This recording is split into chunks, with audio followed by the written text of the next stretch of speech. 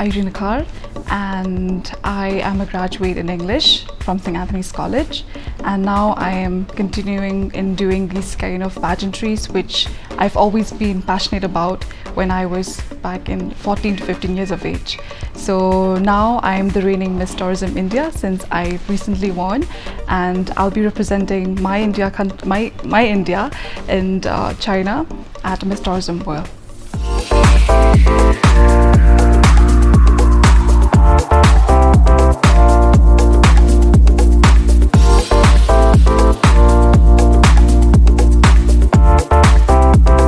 And besides that, I've been doing a lot of pageantry as well, and I've won certain titles like Miss Meghalaya 2022, Miss Northeast 2022, and then I went on to Femina Miss India Meghalaya 2023 and Miss Grand India Meghalaya 2024, to which I won this title.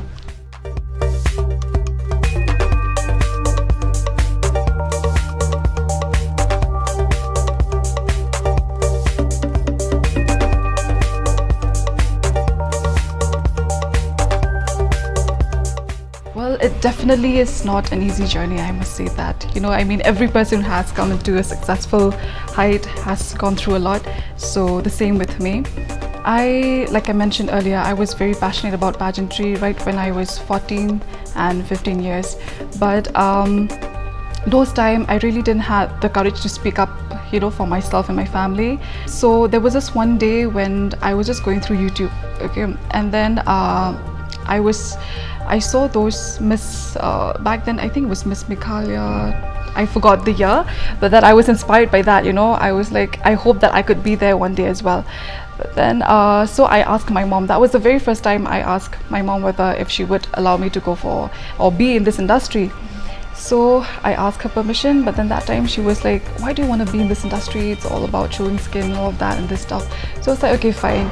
I was disheartened, of course, but then, I didn't have that thought of giving it up already. So as years passed by, there's one designer who is my official designer now. So her name is Ming Moi.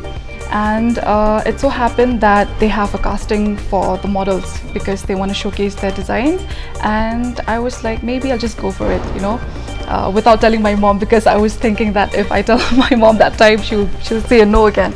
So I went for it, and I was one of the selected models.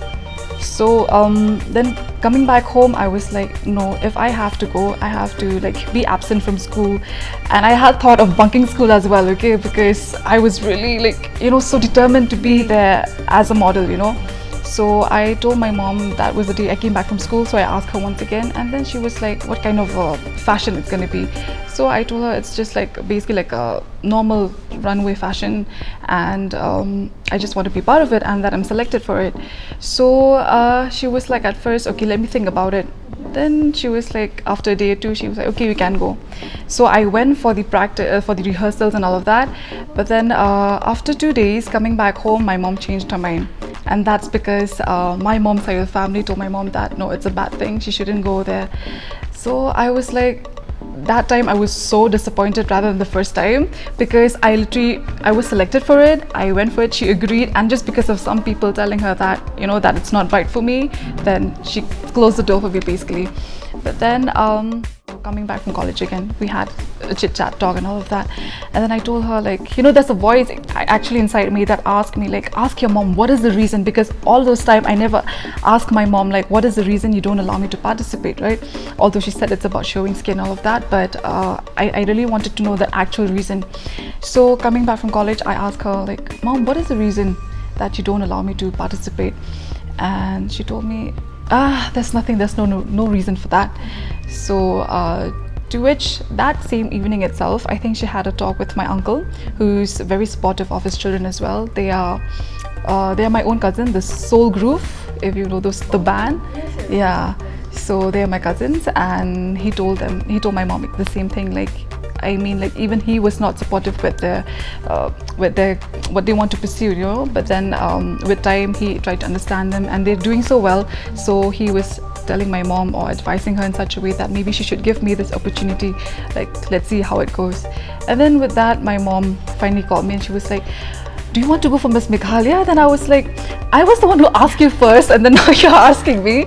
So, and then I'm like, I was so happy that day, like, you know. And honestly, I'm not a holy person, but I'm very spiritual when it comes to God, because I believe that everything happens according to His timing.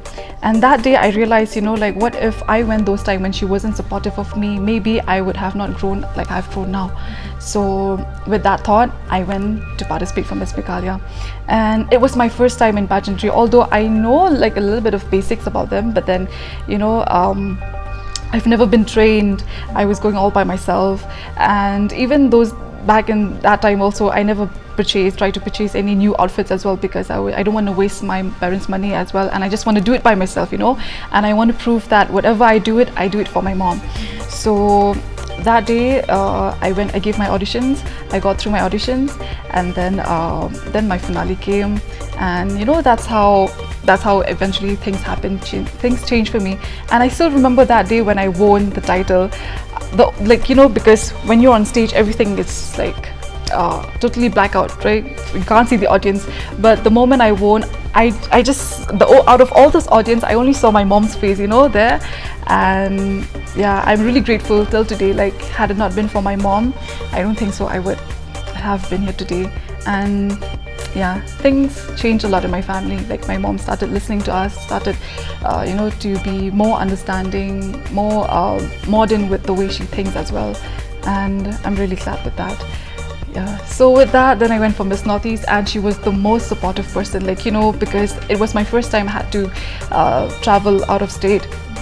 And so both of my parents were there, and you know, there are days where I would almost want to give up because of the stress, and you know, because I have to also do well in my studies. So trying to be good at two fields at the same time, it's not an easy thing for me, and that's where my anxiety also has taken the toll of me.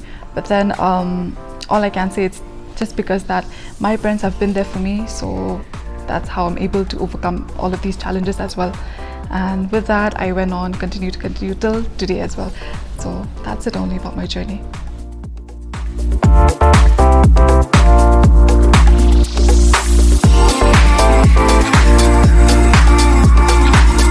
I went through Miss India as well, Femina Miss India. It was totally a different thing. Like, the experience that I gained from there and the experience that I gained here is totally a different thing. You know, in this platform, I feel like I'm being more seen in a way, as in people notice my efforts. And although I was honestly aiming for the Grand Crown, but then you know, even tourism is also like one big crown as well, because I always have a dream of representing my state, my country, and finally it happened. So I'm really grateful for that. You know, like I said, it feels good to be seen, and for people to notice that you've put a lot of efforts, because there are, you know, I won't say pageants, but then there are platforms in life where no matter how much you strive, how much you work hard for it, people will not notice you, because there's always like you know, how do I put it? I won't say politics, but there's always like favoritism in whatever industry. Like, that is normal in today's world. But I've learned that although back in Miss India I did not win the crown, but then I've seen that, you know, like through that I've gained a lot of opportunities. And with that also, I learned to see things positively, even in a negative situation.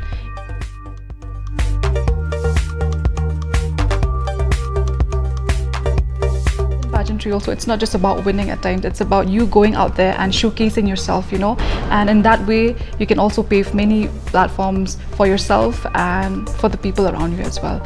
So like me now, through these experiences that I've gained, I've always wanted to give it back to my society, like to the girls out there in my hometown or even in my state. Like, you know, I want to help them with the experience that I've gained, because I've seen that there are a lot of girls who has the opportunities, but like I said, they could also be other girls who have been in my shoes, like, you know, maybe the family restricting them.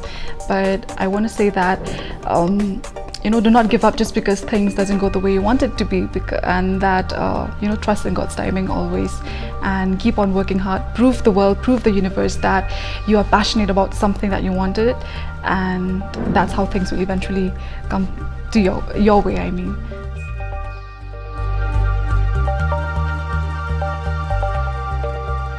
Like I mentioned earlier, I'm trying to open a grooming studio, which I'm already in the process now. It's high time that our girls in the outskirts also come forward, be trained, and showcase themselves as well. It's not just the city girls that can do it, but even the girls coming from the outskirts cities as well. You can be trained, you can do anything if you have that willpower in you. So that's what I'm trying to do. And soon also I'll be opening one in Shillong as well. And like I said, it's not just an ordinary experience and all of that, but it's through the professional experience that I've gained back in this industry, right from my first journey itself till today. I told you earlier, right, that I'll be going to China. So that I'm not sure which month exactly, but it most probably happen in the month of November, December, where I have to represent my country. And so in terms of this pageant, so basically, like, although we have one pageant, like Miss India, this, but then once you win certain titles, you have to fulfill certain criteria. So basically, like, I won this title, Miss Tourism India.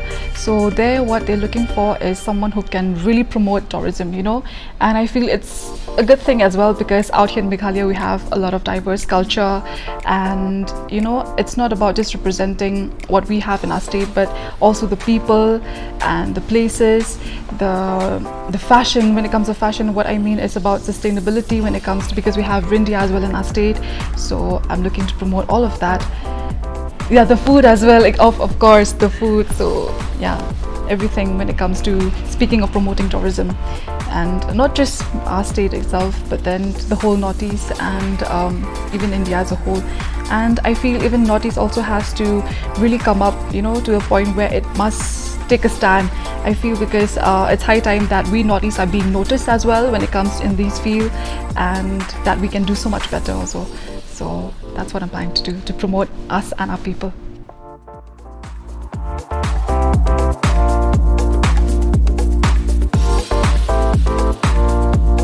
I am a person who's not able to really speak up. I mean, I can speak up, but then I don't share much of what is going on in my life except with my friends and all.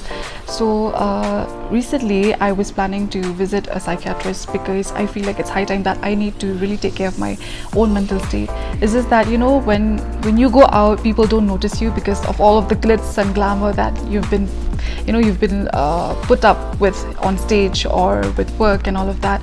But like I mentioned, like, every person has their own flaws, and when it comes to me, I think at this point I'm suffering from an anxiety disorder, which when things get too much like on a plate for me, I feel I tend to become more anxious. But then when at those times, what I do was I just pray, and I try to think positive no matter how negative the situation is. So that's it.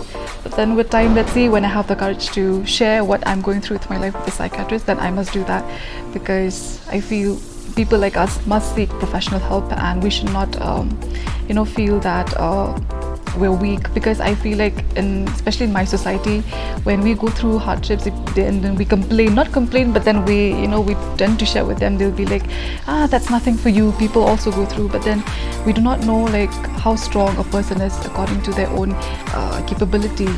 People expect you to be a different person at times, but then I'm trying to break all of that, because I can't, coming through my experience, I just can't fulfill what people need. Instead, I must focus on what makes me happy, and even if people talk also, I must go for it, as long as I'm going through the right path, because it's life and people will always try to bring you down. Even if you try to please them also, it doesn't help.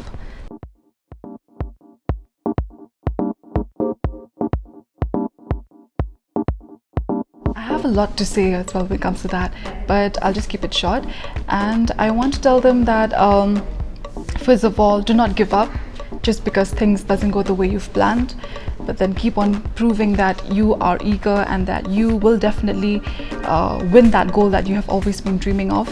And secondly, just like I've mentioned just now, to always think that this world it's a competitive world, of course, but then the only competition is just you and yourself, because you need to work on becoming a better person, and that's how we can also have a better place in the world, you know, because nowadays I feel people are too much involved into minding others people's business, into bringing each others down, judging and trolling and all of that, instead of focusing for the best. Because if we do not you know, bring peace from us, from within, then how are we going to spread peace around ourselves? So yeah, that's it only.